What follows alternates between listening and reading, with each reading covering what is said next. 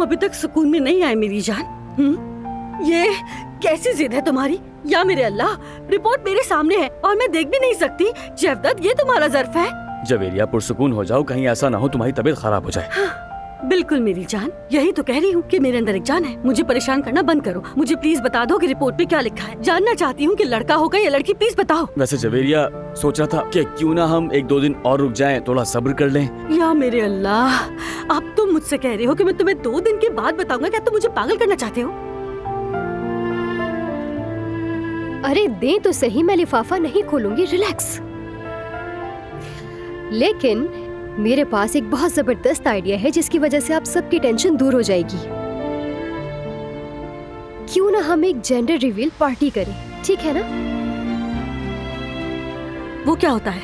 वही जहाँ नीले और गुलाबी रंगों के गुब्बारे होते हैं, उसी की बात कर रही हो ना? ये तो फजूल खर्ची है। ये सब करने की क्या जरूरत है? आखिर पैसा जाया होता है इससे। अरे तुम ऐसा क्यों सोच रही हो जवेरिया? सब खुश हो जाएंगे और ये एक मेमोरी भी बन जाएगी। देखो, अगर ऐसा नहीं किया तो आप दोनों के दरमियान फजूल के लड़ाई झगड़े बढ़ते चले जाएंगे और कुछ भी नहीं। और जब तक हम ये पार्टी नहीं कर लेते, उस वक्त तक कोई भी ये लिफाफा नहीं खोलेगा, ठीक है? अच्छा, अगर ये बात है तो ठीक है, कर लेते हैं। यास्मीन, ये पार्टी होगी कैसे? मतलब कहीं ज्यादा शोर शराबा ना हो जाए। अरे नहीं होगा ऐसा कुछ भी। हारून और मैं मिलकर एक खूबसूरत सा सरप्राइज रेडी करेंगे आप लोगों के लिए।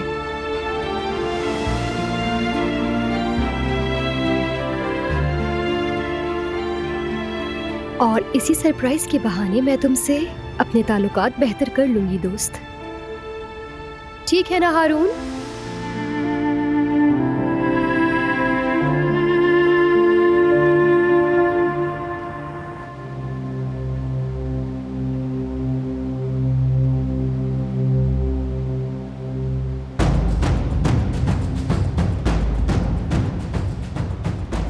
तुम्हें यकीन है पीछे नहीं किया गया?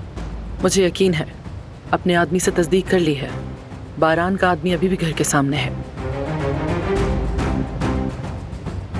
क्या उस हादसे के पीछे तुम्हारा हाथ था?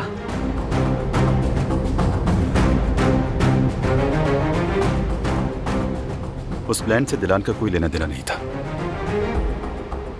बारान निशाना था, लेकिन दिलान बिला वजह बीच में आ गई। खत्म कर दूंगी मैं तुम्हें। हाथ में रहो, ऐसा सोचना भी नहीं।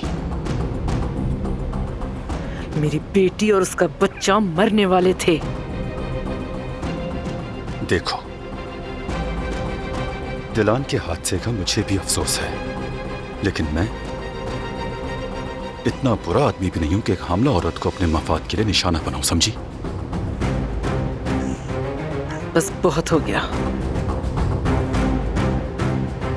मैंने इसलिए खामोशी इख्तियार की कि तुम्हारे और काराबे के दरमियान खूनरेजी ना हो, लेकिन तुम बाज आने वालों में से नहीं। तो मैं भी अब अपनी सारी कश्तियां चला चुकी हूं। वो सारी वीडियोस मैं मीडिया को दे दूंगी। जब तुम्हारे बाबा वो वीडियोस देखेंगे तो तुम्हारा हाल देखने लायक होगा। हैरत है सबिया साहिबा, तुमने मुझे इतना बेवकूफ समझा था। वो वीडियोस अब मेरे पास हैं। तुम्हारे पास अब मेरे खिलाफ कोई सबूत नहीं बचा। मैं अब नहीं रुकूंगा और आगे बढ़ूंगा। जिसे भी रोंदना पड़े परवाह नहीं। और मुझे तुमसे अच्छा कौन जानता है सबिया साहिबा।